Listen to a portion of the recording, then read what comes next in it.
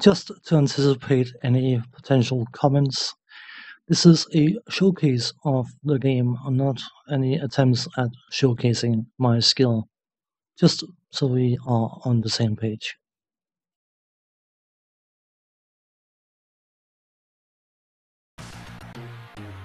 Hello, and welcome to a look at Street Fighter 2 for the Amiga. Instead of talking about the game, I decided to do a character presentation, and in case you have no interest in that, you can just skip to the 8-minute mark for the commentary of the game.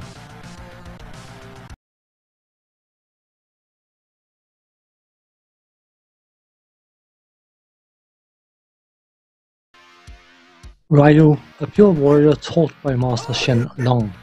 He has forsaken everything in life to perfect his fighting skills. He has no home, no friends, and no family. He seeks to test his skills against other fighters. Cool and calculating, Ryu is cool in combat. When Ryu sees a weakness, he will dispatch his opponent with his awesome backhand punch.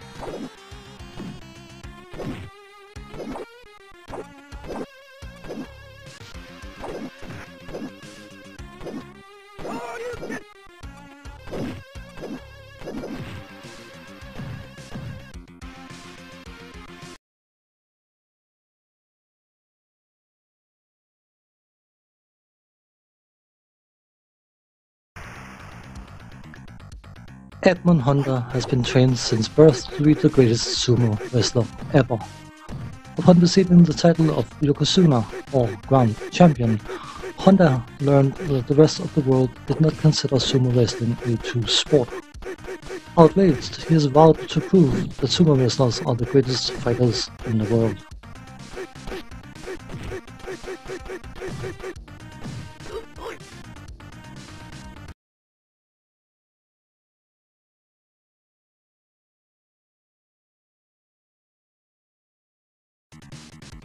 A little-known bizarre fighter from the jungles of Brazil.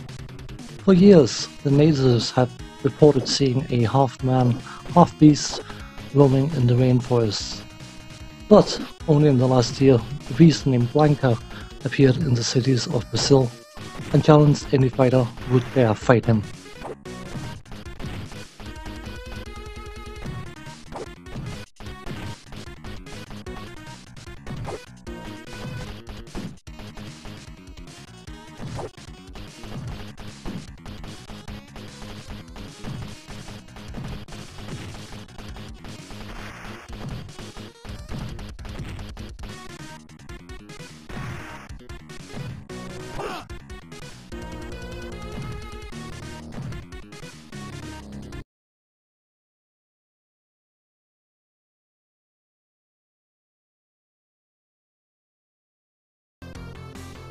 An ex-member of an elite special forces team, Guile and his friend Charlie were captured during a mission 6 years ago. After months of imprisonment, they managed to escape from their jungle prison. During the perilous trek to civilization, Charlie died and Guile has been consumed by vengeance ever since. Guile is definitely a force to be reckoned with.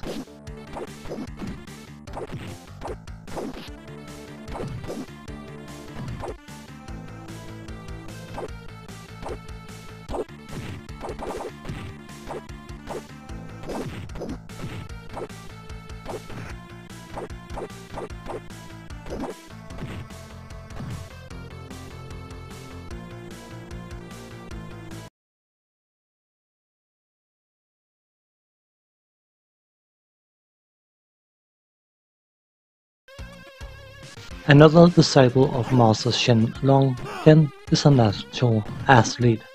Unfortunately, Ken's natural fighting skills fuels his giant ego, and he constantly reminds his opponents that he is the greatest fighter ever. Brash and arrogant, Ken lost to show off during a fight. After knocking opponents senseless with his fireball, Ken lost to gloat over his opponents.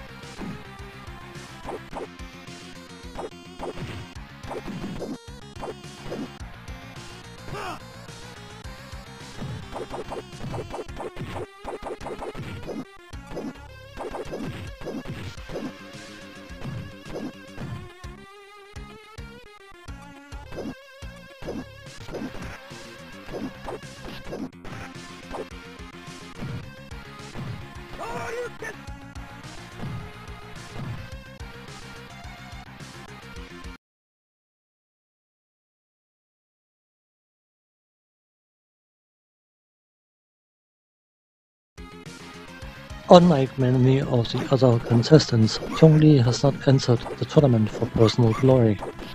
Instead, she has been secretly tracking an international smuggling operation known as Shadowloo. Betrayal has led her to the tournament, and she now believes that one of the Grandmasters may have been responsible for the death of her father. Stunned by her looks, opponents often underestimate her ability and find themselves flattened by a few well-placed kicks.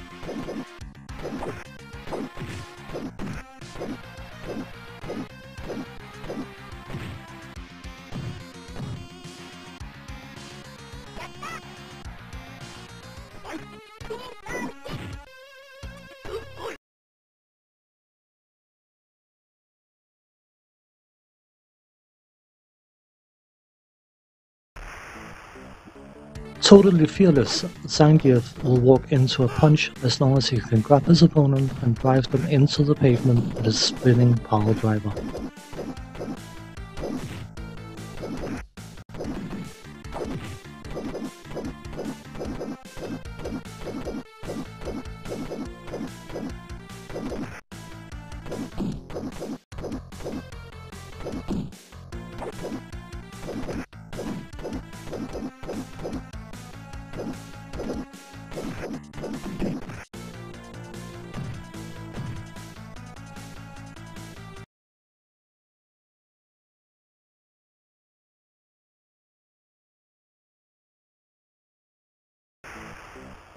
Throughout his life, Dalsim has sought to unify his mind, body and soul through yoga.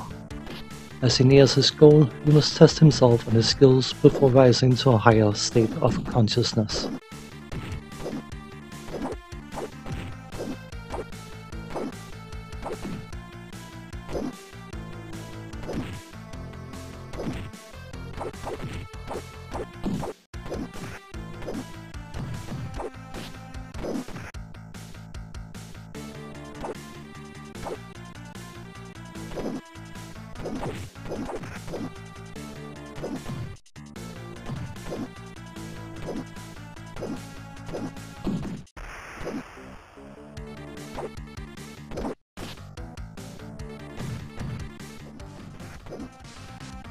After that editing nightmare, we will just let the Honda slap his way through most of the game while talking a bit about it.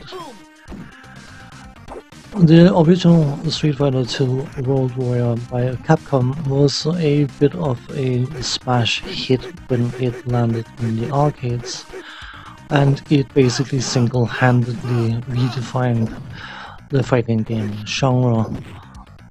Multiple fighters with multiple unique fighting styles and all that kind of stuff was something that had not been seen, or at least not to the extent it was used in Street Fighter. Of course, the game ended up spawning a series of games, some of them which were also converted to the home computer systems, and of course later on the home consoles when the consoles became significantly more advanced, but that is out of the scope of this video. So suffice to say, this is the Amiga version of Street Fighter II World Warrior released by US Gold for the Amiga and various other systems. And let's just get the technical stuff out of the way, because I know it's a pain point for a lot of people. Compared to the arcade original, this is an extremely weak conversion. Let's not mince words here. It is, some people have insisted it is mockery. I wouldn't necessarily take it that far, but this version does not play nearly as smoothly, look nearly as good, or sound nearly as great as the arcade original. But you would also have to be a bit, dare I say, optimistic to expect that. The plot of the game is that you have these 8 fighters entering the tournament for the title of a World Warrior, and once they have beaten each other senseless, they get to face off against the hidden masters, of which there are a total of 4. I did an introduction of the different characters and showed a bit of gameplay, but each character has certain basic moves like punches, high kicks, low kicks and that kind of stuff, which are triggered in the same way across the board of all characters. What is unique between them, of course, is their special attacks. Some of them are blessed with just hammering the fire button in order to trigger said special attacks, and some of them requires circular or half-circular inputs and bursts of fire, and similar joystick combination movement things, which of course you probably know from games like Mortal Kombat and the like. Remember that Mortal Kombat was made in answer to this game specifically for the arcade, not this version of the game. While we can agree that the technical side of things is not exactly great compared to the arcade original, I personally think the biggest issue for this game, outside of its sluggishness perhaps, is the fact that you're taking an arcade with 3, 4, 5, 10 buttons, whatever they might be, and try to convert that into a joystick or one button control scheme. Compromises has to be made, and those compromises are not always pretty, and this version is using a similar compromise to many other multi-button fighting games that has been made or converted for the Amiga, which is to let distance dictate what you are trying to do. In that regard, you end up in a situation where you have an opponent jumping towards you and you kick them while they are still jumping, but because they land close to you, the game thinks that you are trying to grab them, because the sound effect of an attempted grab will play, but the kick is still half going and not going, being cancelled kind of stuff, adding to some wonkiness that is not particularly pleasant. The gameplay is very, very slow, and even though you have options to set a difficulty level from very, very easy to the game cheats so badly it's painful, you have to live like this genre in order to get any potential enjoyment out of this version of the game. Now, all that being said, I have always been the type of person who prefers to see the cup as being half full and not half empty. And yes, I know, compared to the arcade, this is a very, very weak conversion, and it's sluggish, it's slow, it can feel unresponsive, the hit detection can be creative, and the game flow is not particularly super exciting. But I've covered a few fighting games on the channel already, and compared to some of the ones I've covered, specifically the conversion of Street Fighter, that game was so bad it should have been a crime to release it. Street Fighter 2 World Warrior is actually not horrible. There's an awful lot of fighting games being made for the Amiga and conversions and whatnot, and most of them were so incredibly poor that this version, despite its flaws, despite its shortcomings, actually looks like a decent game. Something I can say for this conversion of Street Fighter 2, irrelevant of the flaws it has, because it has flaws, it has shortcomings, it's playable. I can actually enjoy playing this game. This is infinitely more than I can say about an awful lot of other fighting games made, converted, released, and whatnot for the Amiga.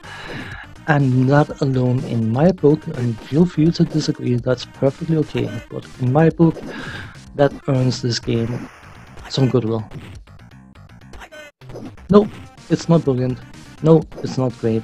I fully agree. But you know what? I can still have fun playing this game. And in my book, that's good enough for me. Thanks for watching. Take care. See you next time. Bye bye for now.